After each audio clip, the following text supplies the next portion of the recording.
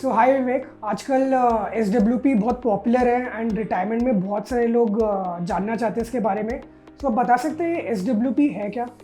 SWP plan basically mutual funds के अंदर ऐसे प्लान्स होते हैं जहाँ पे आप एक रेगुलर इनकम जनरेट कर सकते हैं।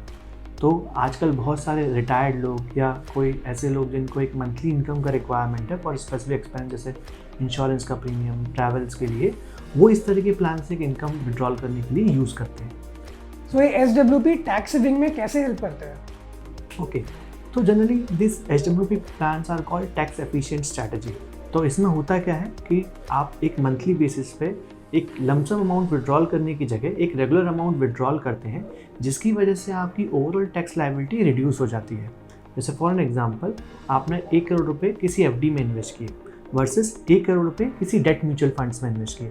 दोनों ने आपको 8% का इंटरेस्ट दिया। तो यहाँ पे होता क्या है कि जो FD का इंटरेस्ट है वो आपके एज पर टैक्स लैब जाता है और पूरे जो 7,20,000 का गेन है उस पर आपको टैक्स देना पड़ेगा। वहीं SWP प्लान्स में आप जितना अमाउंट विड्रॉल करोगे उसके ऊपर जो कैपिटल गेन होगा आपको उसके ऊपर ही टैक्स देना है, जिसकी वजह से जो FD में आपको 2,18,000 रुपये का टैक्स पे करना पड़ता, यहाँ पे सिर्फ आपको 11 से 12,000 रुपये का टैक्स पे करना पड़ेगा इनिशियल ईयर से। सो ऐसे कौन से फंड्स और स्कीम्स है where people can invest for SWP?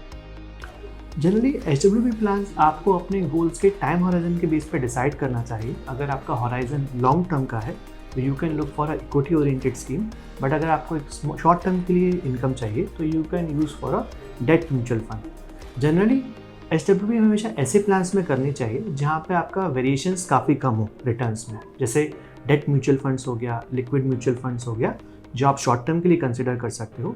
वहीं आप अगर एक लॉन्ग टर्म इनकम जनरेशन के लिए देख रहे हो तो flexi cap fund, mid and small cap fund would be a very good idea to invest in that. So मेरा आखिरी क्वेश्चन है कि SWP में इन्वेस्ट करने से पहले लोगों को क्या क्या ध्यान में रखना चाहिए? जनरली जब आप SWP प्लान्स ऑप्ट करते हो तो आपको 2 से 3 चीज़ों का ध्यान रखना चाहिए।